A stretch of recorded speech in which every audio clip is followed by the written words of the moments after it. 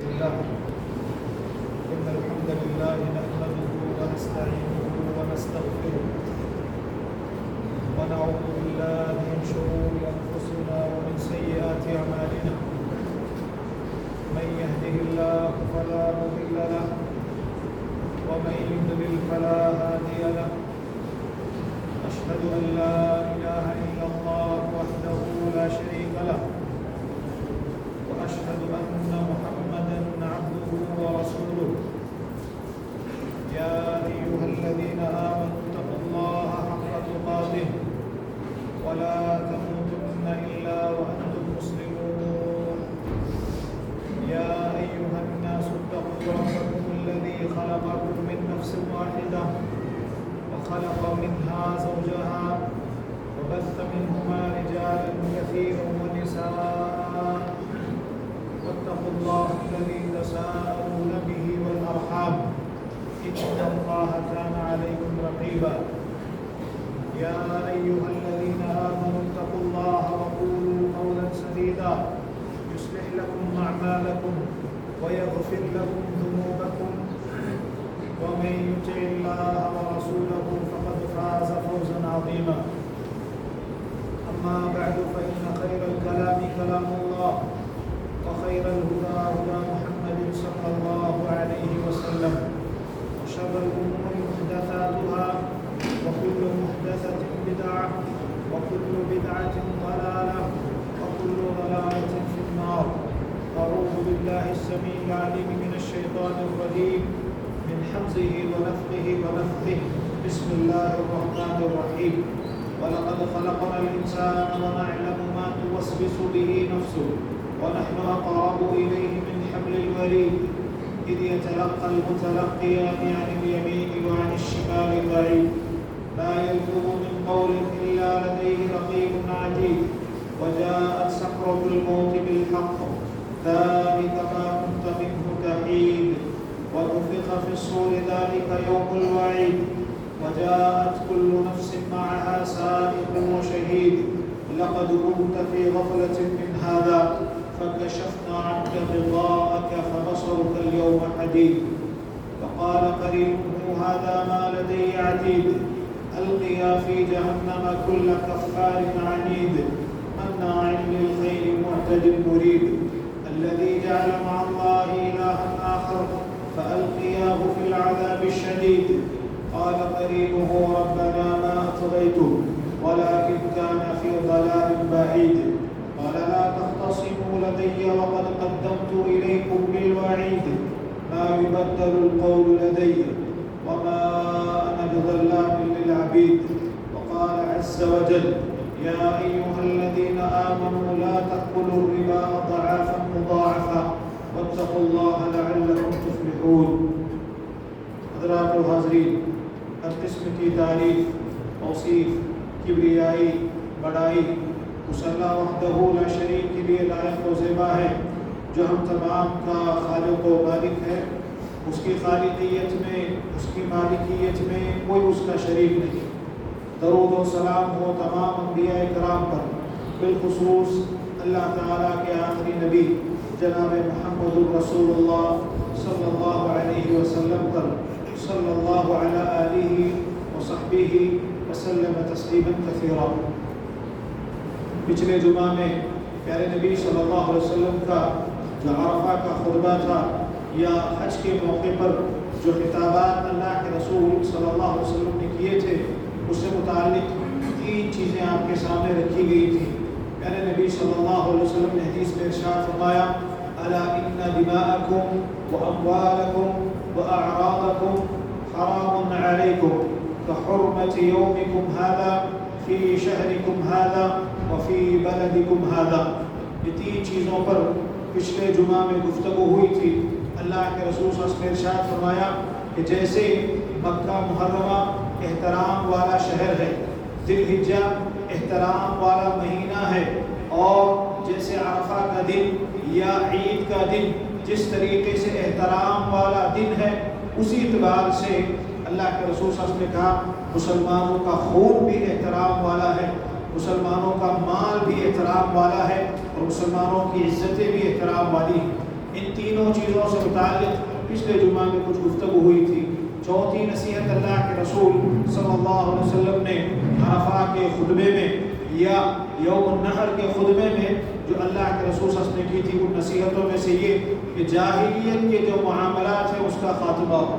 جاہلی چیزوں کا اسلام سے کوئی تعلق نہیں ہے، اور اس تعلق سے اللہ کے رسول صلی اللہ علیہ وسلم نے ارشاد فرمایا اربع فی امتی من امور الجاہلیہ لا یترکونہن الفخر فی الاحساب والطعن فی الانساب والاستسقاء بالنجوم والنیاحہ۔ چار چیزیں میری امت میں جاہلیت والی چیزیں ہیں، اور امت ان چار چیزوں کو چھوڑنے تیار نہیں۔ جاہلیت کا اسلام میں خاتمہ ہو چکا ہے۔ جو چیزیں جاہلی ہیں اب آدمی ان کو اختیار نہیں کر سکتا، لیکن اس کے باوجود بعض افراد آج بھی جاہلی چیزوں میں پڑے ہوئے ہیں۔ اسی سے متعلق اللہ کے رسول صلی اللہ علیہ وسلم کہتے ہیں چار چیزیں میری امت میں جاہلی چیزوں میں سے ہیں، اور قوم امت ان کو چھوڑنے تیار نہیں ہے۔ پہلی چیز کہا الفخر فی الاحساب، حسب و نسب پر آدمی فخر کرتا ہے، میں فلاں خاندان سے ہوں، میں سید خاندان سے ہوں، میں خان خاندان سے ہوں، یا میرا تعلق فلاں فلاں قبیلے سے ہے۔ اپنے آپ کو بہت اونچا آدمی بہت بہتر سمجھتا ہے، اور دوسرے خاندان والوں کو چھوٹا آدمی سمجھتا ہے۔ اللہ کے رسول صلی اللہ علیہ وسلم نے اس کو جاہلی چیز کہا۔ اچھا انسان یا وہ مسلمان جو واقعی میں اپنے آپ کو اللہ کے رسول صلی اللہ علیہ وسلم کی اتباع کرنے والا مانتا ہے، وہ ان چیزوں میں پڑتا نہیں ہے کہ میں فلاں خاندان کا ہوں، میرا خاندان بڑا اونچا ہے، میرے خاندان والے ایسے ایسے ہیں۔ یہ ساری چیزیں اسلام کا اس سے کوئی تعلق نہیں۔ یا ایھا الناس انا خلقناکم من ذکر و انثی وجعلناکم شعوبا وقبائل لتعارفوا۔ اللہ تعالیٰ ارشاد فرماتے ہیں اے لوگو، ہم نے تم سب کو ایک مرد اور عورت سے پیدا کیا، اور یہ جو خاندان ہیں، یہ قبیلے، یہ کنبے جو اللہ تعالیٰ نے بنائے ہیں لتعارفوا، تاکہ بس انسانوں کی پہچان ہو، اس سے زیادہ کچھ نہیں۔ لہذا خاندان کو لے کر کے، کنبے قبیلوں کو لے کر کے آدمی اپنے آپ کو بہت بہتر سمجھے یا آدمی اپنے آپ کو اچھا سمجھے، یہ جاہلی چیز میں سے ہے، لہذا اس کو چھوڑنے کی ضرورت ہے۔ الفخر فی الاحساب، دوسری بات کہی والطعن فی الانساب، اپنے آپ کو بہت اونچا سمجھ کر کے دوسروں کو نیچا آدمی سمجھتا ہے۔ فلاں جو خاندان ہے وہ نیچا خاندان ہے، لہذا ہمارے گھر کی بیٹی اس گھر میں نہیں جائے گی، کیوں؟ خاندان میں نیچا آدمی ہے وہ، یا ہمارے خاندان کی عورتیں فلاں خاندان کی عورتوں سے، فلاں خاندان کے مردوں سے وہاں ان کے گھروں میں شادیاں نہیں ہوگی، ہمارا خاندان بڑا اونچا خاندان ہے۔ پہلے نبی صلی اللہ علیہ وسلم نے اس کو جاہلی چیز میں سے کہا ہے، اور اس وقت ہمارے معاشرے میں یہ چیز بہت زیادہ عام آپ کو نظر آئے۔ بعض ایسے افراد آپ کو ملیں گے جنہوں نے اپنا ایک سٹیٹس بنا لیا ہے، اور یہ ان کا معاملہ ہے کہ یہ ہمارا فلاں فلاں خاندان ہے، ہمارے اس خاندان کی بچیاں دوسرے خاندانوں میں نہیں جائیں۔ ہو سکتا ہے کہ دوسرے کی بچیاں لے کر کے آ جائیں، لیکن چونکہ ہم بڑے خاندان کے ہیں، ہماری عورتیں دوسرے خاندانوں میں نہیں جائیں گی۔ یہ جاہلی چیز ہے، یہ جاہلی چیز ہے، اللہ کے رسول صلی اللہ علیہ وسلم نے اس سے منع کیا ہے۔ الفخر فی الاحساب والطعن فی الانساب، اور تیسری چیز کہی والاستسقاء بالنجوم، اللہ تعالیٰ بارشیں برساتا ہے، بارشیں برسانے والی ذات اللہ تعالیٰ کی ہے۔ ان اللہ عنده علم الساعة وینزل الغیث، بارش برسانے والی ذات اللہ تعالیٰ کی ہے۔ بارش برسی اور یہ بیٹھ کر کے یہاں سے کہتا ہے فلاں فلاں ستارے کی وجہ سے بارش ہوئی ہے، فلاں فلاں ستارے کی وجہ سے بارش ہوئی ہے، فلاں ستارے نے بارش برسائی ہے۔ یہ جاہلی چیز ہے، یہ شرک ہے، اللہ کے رسول صلی اللہ علیہ وسلم نے اس سے منع کیا ہے۔ اور چوتھی چیز کہا والنیاح، نوحہ کرنا، کسی کا انتقال ہو گیا، کوئی آدمی مر گیا، نوحہ ماتم آدمی کر رہا ہے، یا گھروں کی خواتین سینہ پیٹ رہی ہیں، اپنے چہرے کو مارتی ہیں، یہ جاہلی چیز میں سے۔ یہ چار چیزیں اللہ کے رسول صلی اللہ علیہ وسلم نے ذکر کی۔ اربع فی امتی من امور الجاہلیہ، میری اس امت میں چار چیزیں جاہلی چیزوں میں سے ہیں۔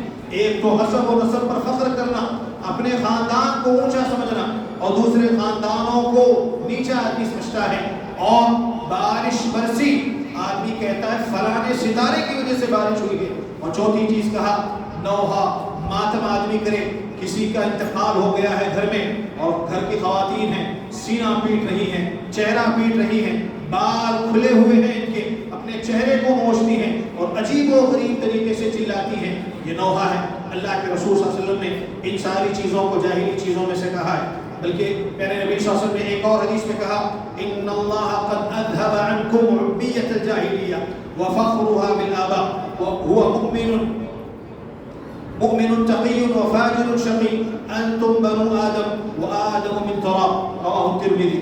اللہ کے رسول صلی اللہ علیہ وسلم اس حدیث میں ارشاد فرماتے ہیں اللہ تعالیٰ نے جو جاہلیت کی نخوت تھی اور باپ داداؤں کا جو فخر تھا اس کو اللہ تعالیٰ نے ختم کر دیا ہے. جاہلیت کی نخوت کو اور باپ دادا کے فخر کو اللہ تعالیٰ نے کہا ہے اب انسانوں کی دو قسمیں ہیں. ایک ایمان والا ہے اللہ سے ڈرنے والا ہے اور دوسرا ہے فاجر شقی بالکل بدبخت ہے جس کا کوئی اسلام سے تعلق نہیں ہے, جس کا اللہ تعالیٰ کے دین سے کوئی تعلق نہیں ہے, اسلام سے دین سے نکلا ہوا ہے. لہذا انسانوں کی اس وقت دو قسمیں ہیں. اللہ تعالیٰ نے باپ دادا کا جو فخر تھا جاہلی جو چیزیں تھی ان ساری چیزوں کو اللہ تعالیٰ نے ختم کر دیا ہے. کہا انتم بنو آدم انسانوں تم سب کے سب حضرت آدم علیہ السلام کی اولاد ہو. انتم بنو آدم وآدم من تراب اور حضرت آدم علیہ السلام کو اللہ تعالیٰ نے مٹی سے پیدا کیا. لہذا فخر والا کوئی معاملہ نہیں ہے, فخر و مباحات والا کوئی معاملہ نہیں ہے کہ میں بڑے خاندان سے تعلق رکھتا ہوں, میرا خاندان اونچا خاندان ہے, ہمارے گھروں کے معاملے ایسے ہوتے ہیں. یہ ساری چیزیں جاہلیت میں سے ہیں. اللہ کے رسول صلی اللہ علیہ وسلم نے حجۃ الوداع کے موقع پر جو مشہور خطبہ تھا اس میں سے جس چیز سے اللہ کے رسول صلی اللہ علیہ وسلم نے روکا اس میں سے ایک چیز جاہلیت والی چیز ہے, جاہلیت والے معاملات ہیں. اس کو اللہ کے رسول صلی اللہ علیہ وسلم نے ختم کرنے کی بات کہی. ایک اور چیز, ایک اور نصیحت جو اللہ کے رسول صلی اللہ علیہ وسلم نے اس وقت کی, سود سے آدمی کو بچنے کی تلقین جس کو عربی زبان میں الربا کہا جاتا ہے کہ آدمی نہ سود کھائے نہ دوسروں کو کھلائے نہ اس کا آدمی سبب بنے. بے شمار حدیثیں اللہ کے رسول صلی اللہ علیہ وسلم کی ذکر میں, پیارے نبی صلی اللہ علیہ وسلم کی بے شمار حدیثیں. اللہ تعالیٰ قرآن کریم میں ارشاد فرماتے ہیں یا ایھا الذین آمنوا لا تأکلوا الربا اضعافا مضاعفا, اے ایمان والو زیادتی کر کے سود کا مال نہ کھاؤ, بڑا چھڑا کر کے سود کا مال نہ کھاؤ. پرانے زمانے میں ہوا یہ کرتا تھا, انسان کسی کو قرض دیا ہوا ہے, آدمی نے کسی کو روپیہ پیسہ دیا ہوا ہے, قرض کی مدت ختم ہو گئی, کہا اس وقت آپ کا پیسہ لوٹایا جائے. قرض کی مدت ختم ہو جاتی, سامنے والا جس نے قرض لیا ہوا ہے قرض دینے والے کے پاس آ کر کے کہتا کہ میرا جو آپ سے معاملہ تھا قرض واپس کرنے کا, آج کی آخری تاریخ ہے, میرے پاس پیسے نہیں ہیں, لہذا تھوڑا سا وقت مجھ کو چاہیے. اب یہ سامنے والا قرض دینے والا اس کو کہتا ٹھیک ہے وقت بڑھا کر کے لے لیجئے لیکن جب لوٹاؤ گے تو زیادتی کے ساتھ لوٹا. اللہ کے رسول صلی اللہ علیہ وسلم نے, اللہ تعالیٰ نے قرآن مجید میں اس سے منع کیا. سود یا ایھا الذین آمنوا لا تأکلوا الربا اضعافا مضاعفا, بڑا چڑھا کر کے سود نہ کھاؤ. ایک اور جگہ اللہ تعالیٰ ارشاد فرماتے ہیں یا ایھا الذین آمنوا اتقوا اللہ وذروا ما بقی من الربا ان کنتم مؤمنین فإن لم تفعلوا فأذنوا بحرب من اللہ ورسولہ.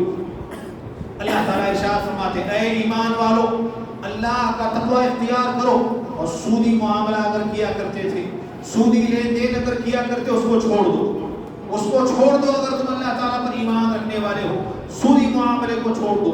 فإن لم تفعلوا, اور اگر ایسا نہیں کرتے فأذنوا بحرب من اللہ ورسولہ, اللہ اس کے رسول کے ساتھ جنگ کے لیے تیار ہو جائے. اللہ کے ساتھ کوئی جنگ کرے گا آدمی؟ میرے نبی صلی اللہ علیہ وسلم کی حدیثیں اگر آپ دیکھیں, مفسرین کے اقوال اگر آپ اس آیت کے ضمن میں دیکھیں, اللہ تعالیٰ ہو گیا قیامت کا دن ہوگا, حساب و کتاب کا معاملہ ہے. یہ مسلمان ہو کر کے سود کا جو معاملہ کر رہے ہیں ان لوگوں کے لیے اللہ تعالیٰ ہتھیار کا انتظام کر دیں گے اور اللہ تعالیٰ کہیں گے چلیے جنگ کے لیے تیار ہو جائیں. اللہ تعالیٰ سے کوئی آدمی جنگ کر سکتا ہے؟ لہذا اس قسم کی جو چیزیں ہو سکتی ہیں ساری چیزوں سے اپنے آپ کو آدمی محفوظ رکھے. ہمارے اس مسلم معاشرے میں اگر آپ دیکھیں جس قدر غربت بڑھ رہی ہے اسی اعتبار سے سود کے معاملات زیادہ بڑھتے جا رہے ہیں. نام اس کا تبدیل کر دیا گیا ہے, نام کو اب بدل دیا گیا ہے اور بدل کر کے نام کو سود آدمی کھا رہا ہے. کوئی آدمی پیسہ اس کو کسی اور شکل میں دیتا ہے اور لیتے وقت آدمی کا کوئی اور معاملہ ہوتا ہے. بہانے بازی سے سود کے سارے معاملات کو آدمی جائز سمجھتا ہے, چاہے گھر بنانا ہو آدمی کو یا اپنی ضرورت کے لیے ہو یا کسی اور چیز کے لیے ہو، بینک وغیرہ سے لوٹ نکالنا، یہ ساری شکلیں اللہ تعالیٰ نے اسلام میں حرام کی ہیں۔ اس قسم کی کوئی چیز شریعت میں جائز نہیں ہے، اور اگر آدمی کرتا ہے، آدمی توبہ کرے، استغفار کرے، چھوڑ دے اس کو، ورنہ اللہ اس کے رسول صلی اللہ علیہ وسلم کے ساتھ جنگ کے لیے آدمی تیار ہو جائے۔ پیارے نبی صلی اللہ علیہ وسلم اس کی قباحت بتاتے ہوئے، یہ سود کس قدر کتنی خطرناک چیز ہے، اس کی قباحت بتاتے ہوئے اللہ کے رسول صلی اللہ علیہ وسلم نے کہا الربا 72 بابا، الربا 72 بابا ایسرها ان ينكح الرجل امه، سود کے 72 سے زیادہ درجے ہیں، اور بعض دوسری روایتوں میں اللہ کے رسول صلی اللہ علیہ وسلم نے کہا سود کے 73 سے زیادہ شعبے ہیں، الگ الگ اس کے درجات ہیں، اور سب سے کم درجے کا گناہ یہ ہے آدمی نعوذ باللہ اپنی ماں کے ساتھ مکالمہ کرے۔ حدیث میں اللہ کے رسول صلی اللہ علیہ وسلم نے ذکر کیا، یہ اس قدر اتنی قبیح چیز ہے۔ ایک دوسری حدیث میں اللہ کے رسول صلی اللہ علیہ وسلم نے کہا درہم ربا یأکلہ الرجل وهو يعلم اشد عند اللہ من 36 زنیا، سود کا ایک درہم جانتے بوجھتے ہوئے آدمی کھاتا ہے، بینک سے لون لے کر کے یہ کھا رہا ہے یا کسی اور شکل میں سود لے کر کے آدمی کھا رہا ہے، اس قدر اتنا قبیح جرم یہ ہے، اس کی قباحت اتنی زیادہ ہے، اللہ کے رسول صلی اللہ علیہ وسلم نے کہا 36 مرتبہ منہ کالا کرنے سے زیادہ خطرناک چیز۔ بدقسمتی سے آپ اگر جائزہ لیں، جہاں بھی مسلمان غربت کا شکار ہے اکثر و بیشتر یہی معاملہ ہے، چاہے بچت گھر جس کا نام لیا جاتا ہے یا کسی اور قبیل سے، اس کو آپ جائزہ لے کر کے دیکھیں، بہت سارے افراد اس کا شکار ہو چکے ہیں۔ انتہائی خطرناک چیز ہے، اس کو سمجھنے کی ضرورت ہے، حساسیت سے اس کو لینے کی ضرورت ہے۔ پیارے نبی صلی اللہ علیہ وسلم نے اس کو حرام کیا ہے، اس سے منع کیا ہے۔ اللہ کے رسول صلی اللہ علیہ وسلم ایک حدیث میں ارشاد فرماتے ہیں لعن رسول اللہ صلی اللہ علیہ وسلم آکل الربا وموکلہ وشاہدیہ وکاتبہ، پیارے نبی صلی اللہ علیہ وسلم نے لعنت کی ہے اس آدمی پر جو سود کو کھاتا ہے یا کھلاتا ہے یا اس کو لکھنے والا ہے یا جو اس کے گواہ ہوا کرتے ہیں، سب لوگوں پر اللہ کے رسول صلی اللہ علیہ وسلم نے لعنت کی ہے۔ اور اللہ کے رسول صلی اللہ علیہ وسلم کی لعنت کا مطلب یہ کہ اللہ کی رحمت سے یہ دور ہو جائے، اللہ کی رحمت سے آدمی دور ہو جاتا ہے۔ زندگی کے ہر شعبے میں اللہ کی رحمت کے ہم لوگ محتاج ہیں، لہذا یہ سود کا معاملہ اگر آدمی کے پاس ہے، توبہ استغفار کر کے آدمی چھوڑ دے، قرآن و حدیث کا اگر آدمی مطالعہ کرے 10 عقوبات آپ کو ملیں گی۔ ایک آدمی اگر سودی کاروبار میں، سودی لین دین میں اگر آدمی پڑا ہوا ہے، بینک وغیرہ کے جو معاملات ہوتے ہیں اس قسم کی چیزوں میں اگر آدمی پڑا ہوا ہے، 10 عقوبات اس کے لیے ہے۔ پہلی چیز، اللہ اس کے رسول کے ساتھ جنگ کا اعلان کیا گیا ہے، فَأْذَنُوا بِحَرْبٍ مِّنَ اللَّهِ وَرَسُولِهِ، اللہ اس کے رسول صلی اللہ علیہ وسلم کے ساتھ جنگ کے لیے آدمی تیار ہو جائے، یہ پہلی چیز۔ دوسری چیز، سود کھانے والے کے لیے، کھلانے والے کے لیے کأنه ملعون، اللہ کے رسول صلی اللہ علیہ وسلم نے اس پر لعنت کی ہے۔ لعن رسول اللہ صلی اللہ علیہ وسلم آکل الربا وموکلہ وشاہدیہ وکاتبہ، پیارے نبی صلی اللہ علیہ وسلم نے سود کھانے والے پر، کھلانے والے پر، اس کے لکھنے والے پر، اور جو لوگ اس کے گواہ ہوا کرتے ہیں، سب لوگوں پر اللہ کے رسول صلی اللہ علیہ وسلم نے لعنت کی ہے۔ اور آخر میں کہا ہم سوا، سب کے سب برابر ہے۔ تیسرا جو جرم اس آدمی کے ساتھ ہوتا ہے یا تیسری سزا جو اس آدمی کے لیے ہے، انہو متشبہ بالیہود، یہودیوں کی صفت آدمی کے پاس ہوتی ہے، یہ یہودیوں والا معاملہ ہے۔ تاریخ کا اگر آپ مطالعہ کریں، اللہ کے رسول صلی اللہ علیہ وسلم کے زمانے میں جو یہودی ہوا کرتے تھے، بنو قینقاع، بنو نذیر یا بنو قریظہ، جو مشہور قبیلے یہودیوں کے ہیں، عام طور پر ان کا جو معاملہ تھا وہ سودی معاملہ تھا۔ لہذا ایک آدمی اگر سودی معاملہ کرتا ہے، یہودیوں سے آدمی مشابہ ہے، اور اللہ کے رسول صلی اللہ علیہ وسلم نے ان کی مشابہت کرنے سے ہم کو منع کیا ہے، ان کے جیسا رہنے سے ہم کو منع کیا ہے، لہذا آدمی اس سے بچے۔ چوتھی چیز، جاہلیت والا آدمی ہو جاتا ہے۔ اللہ کے رسول صلی اللہ علیہ وسلم نے عرفہ کے موقع پر یا خود میں یوم النحر جو اللہ کے رسول صلی اللہ علیہ وسلم نے دیا تھا، اس موقع پر جن چیزوں کو جاہلیت میں سے گنوایا تھا اس میں سے ایک چیز سودی معاملہ تھا، لہذا اللہ کے رسول صلی اللہ علیہ وسلم نے اس سے منع کیا ہے۔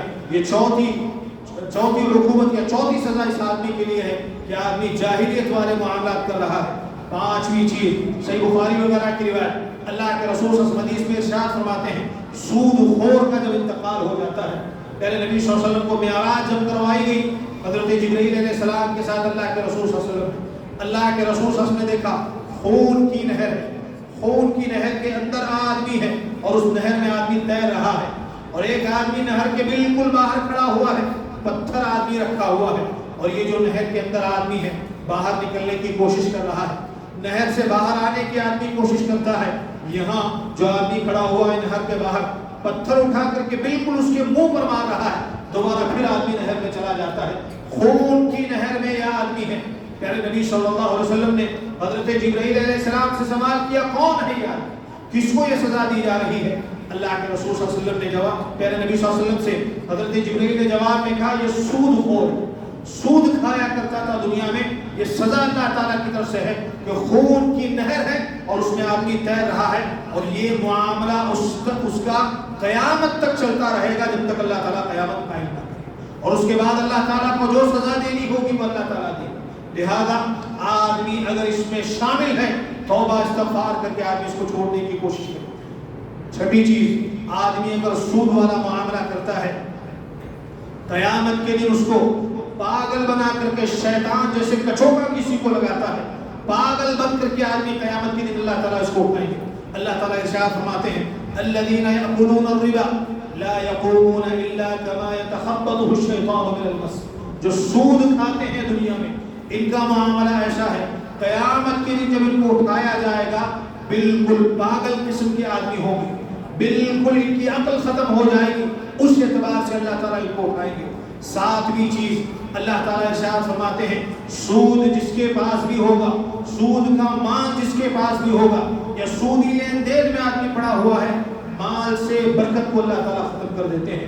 یمحق اللہ الربا ویربی الصدقات، اللہ تعالیٰ ارشاد فرماتے ہیں کہ سود کو اللہ تعالیٰ ختم کر دیتے ہیں اور تجارت کی برکت کو اللہ تعالیٰ باقی رکھتے ہیں۔ لہذا سودی معاملے میں اگر آدمی پڑا ہوا ہے، مال میں برکتیں نہیں ہوا کرتی، اگرچہ کہ بہت زیادہ مال آدمی کے پاس ہے، اگرچہ کہ بہت زیادہ دولت آدمی کے پاس ہے، کچھ وقفہ یہ معاملہ ہوگا، آخر پہنچنے تک ساری چیزیں آدمی کی ختم ہو جاتی ہیں، ایسی بیماریاں اللہ تعالیٰ اس کے جسم میں ڈال دیتے ہیں، سارا مال اس کا خرچ ہو جاتا ہے، گھروں میں ایسی پریشانیاں اللہ تعالیٰ مبتلا کر دیتے ہیں اس کو کہ ساری جائیداد اس کی ختم ہو جاتی ہے۔ لہذا سود کو اللہ تعالیٰ ختم کر دیتے ہیں، یہ 7ویں اس کی سزا ہے۔ 8ویں سزا، سود اگر آدمی معاملہ کرتا ہے، پیارے نبی صلی اللہ علیہ وسلم نے اس کو مہلکات میں سے کہا ہے، ہلاک کرنے والے جو 7 گناہ ہیں اس میں سے ایک سود ہے۔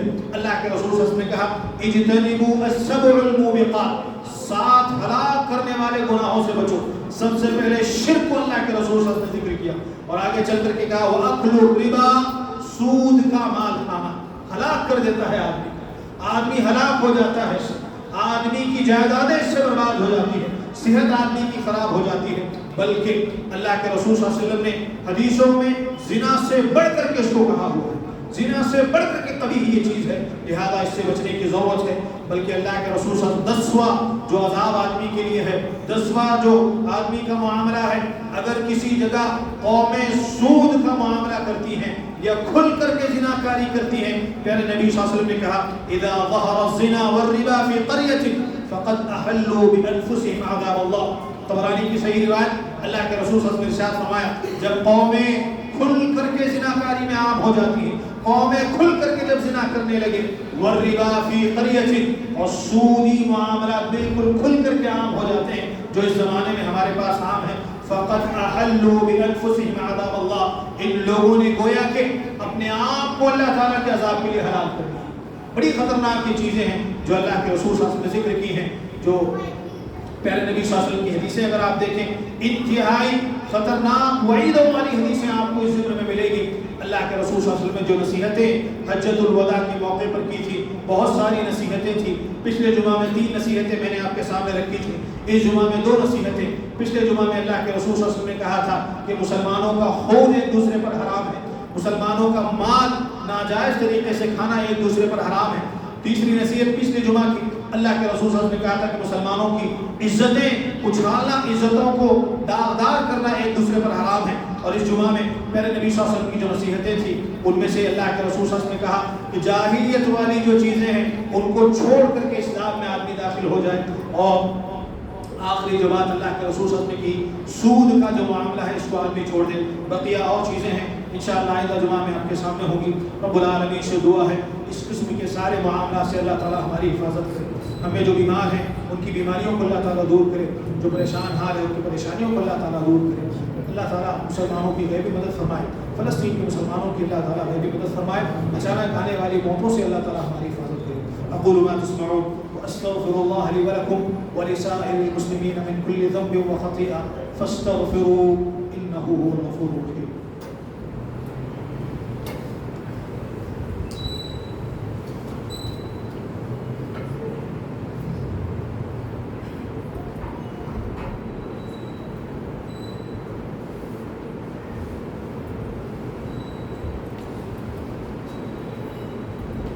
الحمد لله على إحسانه والشكر له على توفيقه وامتنانه، وأشهد أن لا إله إلا الله وحده لا شريك له تعظيما لشانه، وأشهد أن محمدا عبده ورسوله الداعي إلى رضوانه، أما بعد، أعوذ بالله من الشيطان الرجيم، بسم الله الرحمن الرحيم، إن الله وملائكته يصلون على النبي يا أيها الذين آمنوا صلوا عليه وسلموا تسليما، اللهم صل على محمد وعلى آل محمد كما صليت على إبراهيم وعلى آل إبراهيم إنك حميد مجيد، اللهم بارك على محمد وعلى آل محمد كما باركت على إبراهيم وعلى آل إبراهيم إنك حميد مجيد، إن الله يأمر بالعدل والإحسان وإيتاء ذي القربى وينهى عن الفحشاء والمنكر والبغي يعظكم لعلكم تذكرون، اذكروا الله يذكركم وادعوه يستجب لكم ولذكر الله أكبر والله يعلم ما تصنعون۔